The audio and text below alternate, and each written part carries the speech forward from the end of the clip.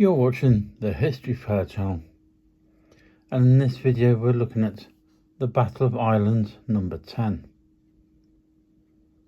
The Battle of Island No. 10 was an engagement at New Madrid, or Kentucky Bend, on the Mississippi River, forming the border between Missouri and Tennessee during the American Civil War, lasting from February the 28th to April the 8th of 1862. Island No. 10, a small island at the Tennessee base of a tight double turn in the river, was held by the Confederates from the early days of the war. It was an excellent site to impede Union efforts to invade the South from the river, as ships had to approach the island bows on and then slow to make the turns. For the defenders, however, it had an innate weakness in that it depended on a single road for supplies and reinforcements. If an enemy force managed to cut that road, the garrison could be isolated and eventually forced to surrender. Union forces began the siege in March of 1862, shortly after the Confederate Army abandoned their position at Columbus, Kentucky. The Union Army of the Mississippi, under Brigadier General John Pope, made the first probes, coming overland through Missouri and occupying the town of Point Pleasant, Missouri, almost directly west of the island and south of New Madrid. Pope's army then moved north and soon brought siege guns to bear on New Madrid. The Confederate commander, Brigadier General John P. McCown, decided to evacuate the town after only one day of heavy bombardment, moving most of his troops to Island No. 10, abandoning his heavy artillery and most of his supplies. 2 days after the fall of New Madrid, Union gunboats and mortar rafts sailed downstream to attack Island No. 10. Over the next 3 weeks, the island's defenders and forces in the nearby supporting batteries were subjected to a steady bombardment by the flotilla.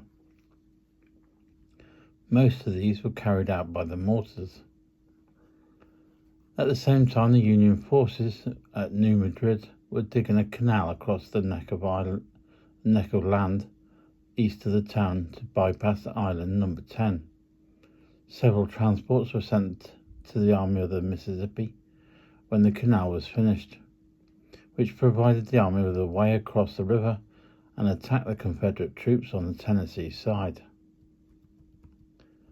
Pope persuaded Flag Officer Andrew Hull Foote to send a gunboat past the batteries to assist him in crossing the river by keeping off any Southern gunboats and suppressing the Confederate artillery fire at the point of attack. The USS Carondelet, under Commander Henry Walk, slipped past the island on the 9th of April 4th, 1862.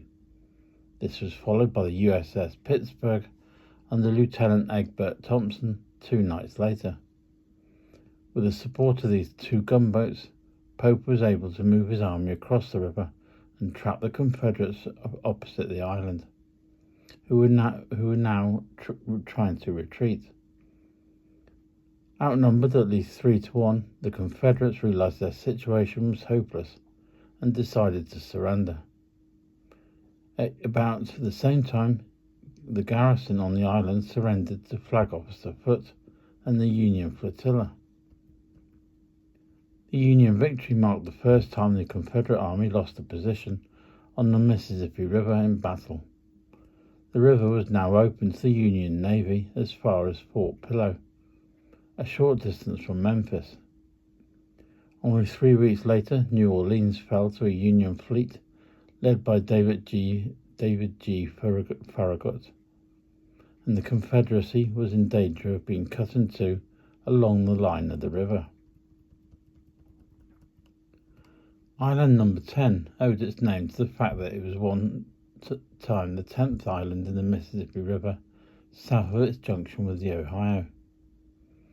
An effervescent product of the river, it was an enlarged sandbar, roughly 1 mile long and 450 yards wide at its maximum width, and standing about 10 foot above low water. More important than the island itself was the course of the river in its neighbourhood. Island No. 10 was at the southern extremity of a clockwise turn of the river through 180 degrees, which was followed immediately by a counterclockwise turn that left the river moving almost parallel to its original course, but displaced the west by about 8 miles. The turns are quite tight. The distance from the southern limit and the first turn to the northern limit of the second is only 9 miles by air, or 12 miles measured along the river channel. The double bend, which still exists in almost the same location, is known as the New Madrid Bend. However, the area across the Mississippi River was from New Madrid, Missouri on the Kentucky and Tennessee shore, was known during the Civil War simply as the Madrid Bend. The town of New Madrid, which gives the bend its name, is the northern apex of the second turn. The mainland behind the island on the south side was connected to the town of Tiptonville, Tennessee, by a good road on the natural levee of the river. This was the only approach to the island on dry land through Tennessee, as the region is otherwise a mixture of lakes, sloughs, and swamps, with the nearest high ground nearly 10 miles to the east. Reelfoot Lake, the largest of these, was 40 miles long and in places 10 miles wide. In low water, the northern end of Reelfoot Lake was near Tiptonville, but in high water, such was as present in the spring of 1862, it extended north to beyond the bend. The water was nowhere very deep, so individual soldiers could cross it by wading or using makeshift rafts. But an army trying to do so would not be able to move its heavy equipment, and also would lose cohesion. For these reasons, Island No. 10 was considered to be invulnerable to land attack from the Tennessee side. It also meant, however, that the only route for either reinforcement or escape was the Tiptonville Road. The land on the Missouri side was higher, although not high enough to give guns mounted there the advantage of plunging fire. The riverbanks, about 30 foot above low water, were only about 1/3 as high as the bluffs that had aided the Confederate defense against gunboats at the Battle of Fort Donelson. At high water, although shore-based guns would not be drowned as they would have been at the Battle of Fort Henry, they would nevertheless be no higher than the guns of vessels on the river. During the first year of the war, the Confederate forces in the West went through a series of command changes that were often confusing and left responsibility for particular actions hard to pin down. Although New Madrid was in Missouri, it was in a pro-southern part of the state, and therefore fell within the purview of Confederate Department No. 2. In command of the deployment was Major General Leonidas Polk. The region of the bend was brought to the official notice of one of Polk's subordinates, Brigadier General Gideon J. Pillow. Neither Pillow nor Polk was actively involved in developing the defences at the bend. The latter assigned an Army engineer, Captain Asa B. Gray, to do the task, but he was not given adequate resources. On September the 15th, General Albert Sidney Johnston superseded Polk in command of Department No. 2, with Polk remaining in a subordinate position. Like his predecessor, Johnston took no active interest in Island No. 10. In early February, just in time for the fall of Forts Henry and Donelson, General P.G.T. Beauregard was sent to the west to command the Army of the Mississippi, and became, in effect, Johnston's second in command.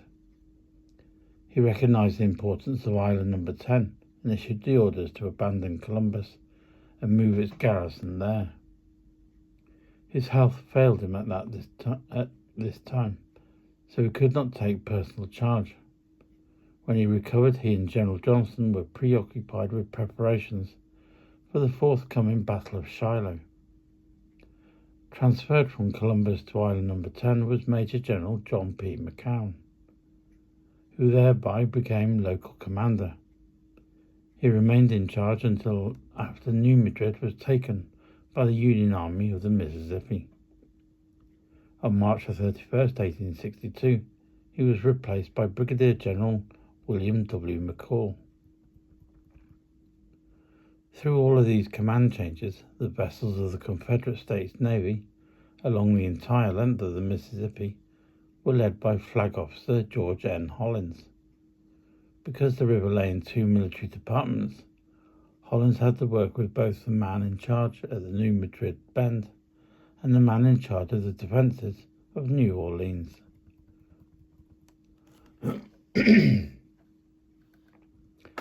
At this time, command of the Union forces was also in flux, but it had little bearing on the issue. From the time the campaign against New Madrid began in late February 1862, the Army of the Mississippi was led by Major General John Pope.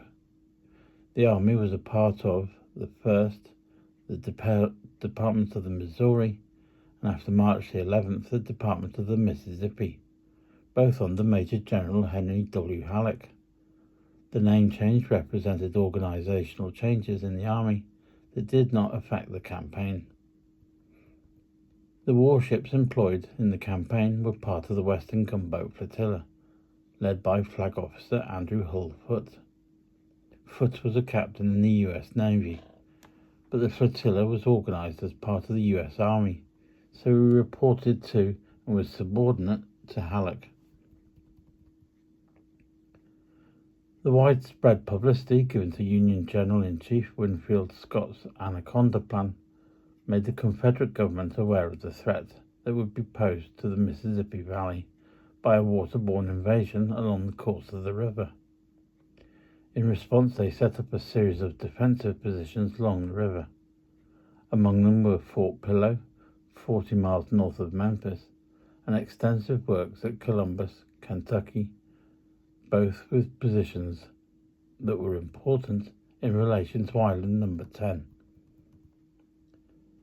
Construction of the batteries on and near the island began in mid-August 1861. Directed by Captain Asa B. Gray, he began by laying out a battery on the Tennessee shore, about 1.5 miles above the island. Its battery, known as Battery No. 1, or the Redden Battery, commanded the approach to the bend. Vessels coming down the river would have to move directly towards its guns for more than a mile. It was not very effective, as it was sited on low ground subject to flooding. Almost as soon as work started, however, the attention of Major General Leonidas Polk was diverted to the capture and fortification of Columbus. Work continued on Island No. 10, but it was not regarded as urgent and was denied both equipment and workers. The importance of the New Madrid Bend rose dramatically when Fort Henry and then Fort Donelson fell to the Union forces in early February 1862. Columbus was cut off from the rest of the Confederate Army and faced capture by Union troops advancing overland from the Tennessee River to the Mississippi. To avoid losing the garrison and its equipment, General Beauregard ordered that the position he abandoned as quietly as possible. The process began on February the 24th, when the first members of the Columbus garrison arrived at Island No. 10. 2 days later, its new commander, Brigadier General John P. McCown, arrived and immediately set to work to strengthen the position from Battery No. 1 to Point Pleasant. McCown, with adequate resources, was able to transform the island and nearby mainland into a formidable obstacle for any fleet attempting to pass. By the middle of March, 5 batteries containing 24 guns had been built on the shore above the island. 19 guns were in 5 batteries on the island itself, and the floating battery New Orleans, with 9 guns, was moored at the west end of the island. In addition, 2 forts had been set up at New Madrid, Fort Thompson to the west with 14 guns, and Fort Bankhead with 7 guns to the east, where St. John's Bayou met the Mississippi. The Confederate Navy also supported the position. Flag Officer George N. Hollins commanded 6 gunboats in the river between Fort Pillow and the Island No. 10. All of these were unarmored. The armored ram CSS Manassas would have also been there but she was found to be unable to operate in the relatively shallow water. She was damaged by running aground on the way north, so she was sent back to New Orleans. Preparations for the Union for the attack on New Madrid and vicinity began before the evacuation of Columbus. On February 23, 1862, Major General Pope was placed in command of the Union Army of the Mississippi. Assembling at Commerce, Missouri, it was common practice at that time to go into winter quarters and await the arrival of good weather in the spring. But Pope soon had his army, which at this early stage of the campaign numbered 10,000 men. Corduroying roads when necessary. The army arrived at New Madrid on March 3rd, but were not yet prepared to attack the Confederate positions. Preparing for a siege, Pope requested that his army be supplied with some heavy artillery, which arrived on March 12th. The gunboats under Flag Officer Andrew H. Foote were not ready to cooperate with the Army of the Mississippi at this early date, as the damages that they had received at Fort Donelson were still being repaired. They were finally sent down from Cairo on March 14th, with Foote yet believing that they would not be ready for combat. The Union fleet was augmented by the addition of 14 mortar rafts, vessels that each mounted a single 13-inch mortar. The mortars were semi-autonomous units under the command of Army Captain Henry E. Mayander. That is the end of part 1 of this video.